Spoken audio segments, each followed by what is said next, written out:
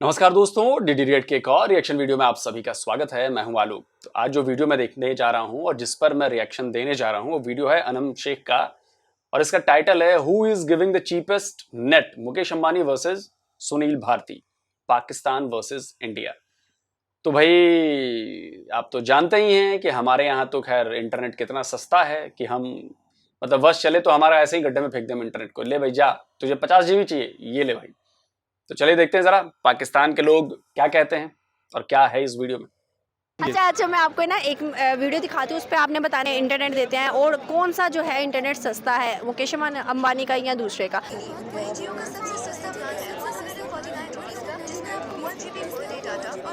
Awesome यार,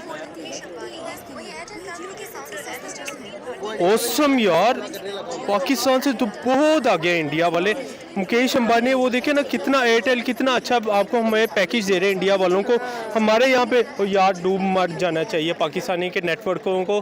कुछ सोचो और कुछ समझो और कुछ करो, ठीक है। इंडिया से ही सीख लो यार, हमारा साथ मुल्क है, ठीक है। एक साथ ही आज़ाद हुए, एक दिन बाद चाहे आज़ाद हुए, ठीक है। वो कितना आगे चले गए, हम लोग कहाँ पे अभी साइकिल के ऊपर ही है।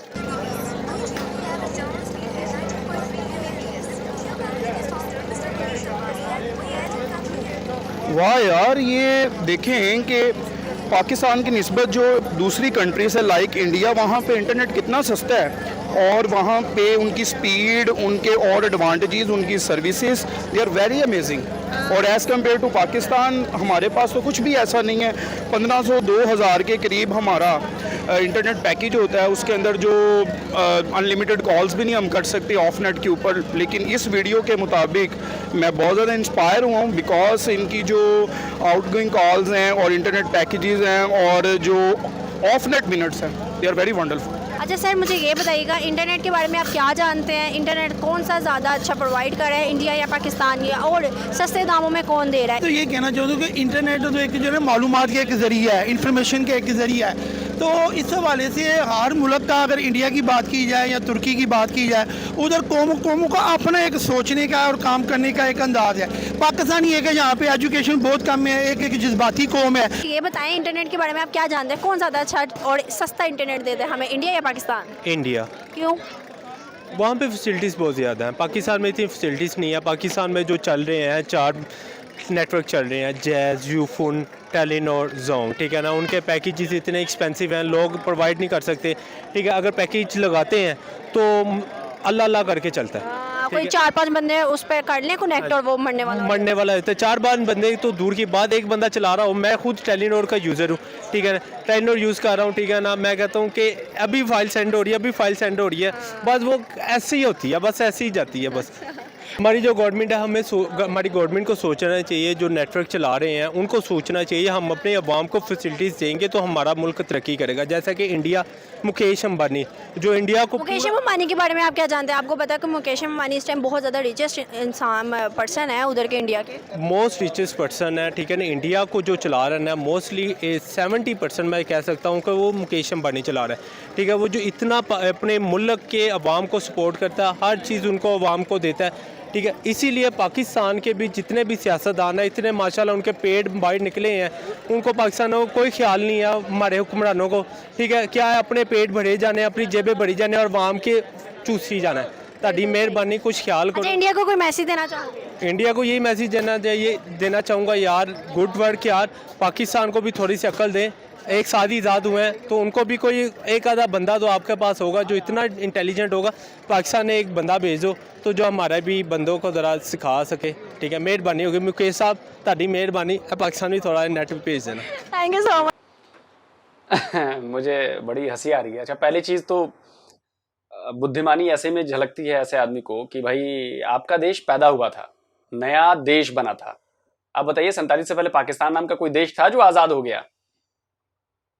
भारत था उसके पहले, उसने अंग्रेजों से आजादी ली, आपने नहीं ली। आप नया मुल्क बने, पैदा हुए आप। तो ये मत कहिए कि दोनों मुल्क साथ आजाद हुए। साथ आजाद तब होते ना जब 2 अलग अलग मुल्क होते। जैसे बलूचिस्तान था और इंडिया था, तो इंडिया से पहले बलूचिस्तान को आजाद कर दिया गया और फिर इंडिया आजाद हुआ। तो हम ये मान के चलते हैं कि भाई बलूचिस्तान भी एक देश था, वो भी आजाद हुआ, हम भी आजाद हुए। लेकिन पाकिस्तान नाम का तो कोई देश नहीं था ना। तो आप ये कैसे कहते हो कि दोनों देश साथ में आजाद हुए? आप पैदा हुए हो, आप बने हो, नया देश बना है, दुनिया के नक्शे में एक नया देश आया, एक लिस्ट में एक नए नए नए देश का नाम जुड़ा।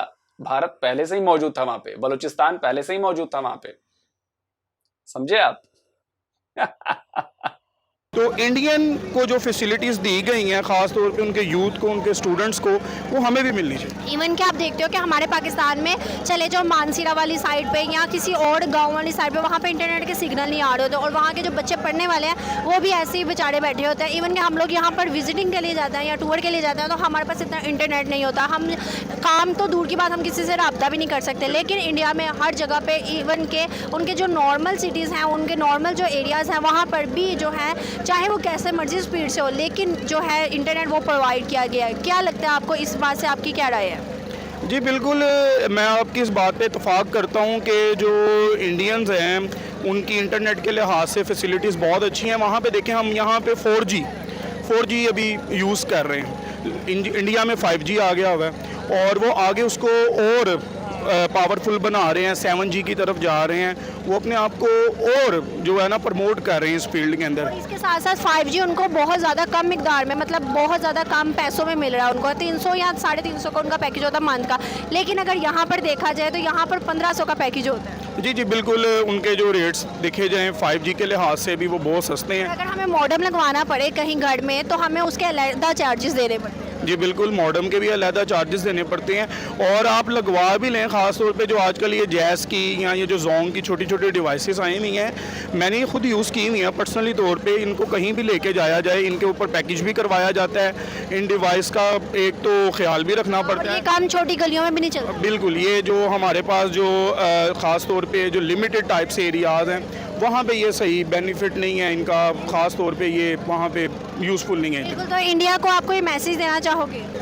अच्छा, इंडिया के नेट के ऊपर मैं यही बात करना चाहूँगा कि आपका जो नेट है वो बहुत ज़्यादा अच्छा है, पावरफुल है, यूज़फुल है, जो कॉस्टली भी नहीं है और आपने जो स्टूडेंट्स के लिहाज से, यूथ के लिहाज से उनको प्रमोट किया अपने नेट के ऊपर। They are very amazing, very wonderful. बहुत शुक्रिया, अच्छा लगा आपसे बात।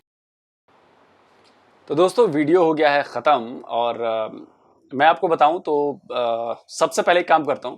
सबसे पहले मैं आपको अपने घर के इंटरनेट की स्पीड दिखाता हूं जो मेरा ब्रॉडबैंड है। पहले स्पीड देखिए, फिर उसके बारे में बताता हूं।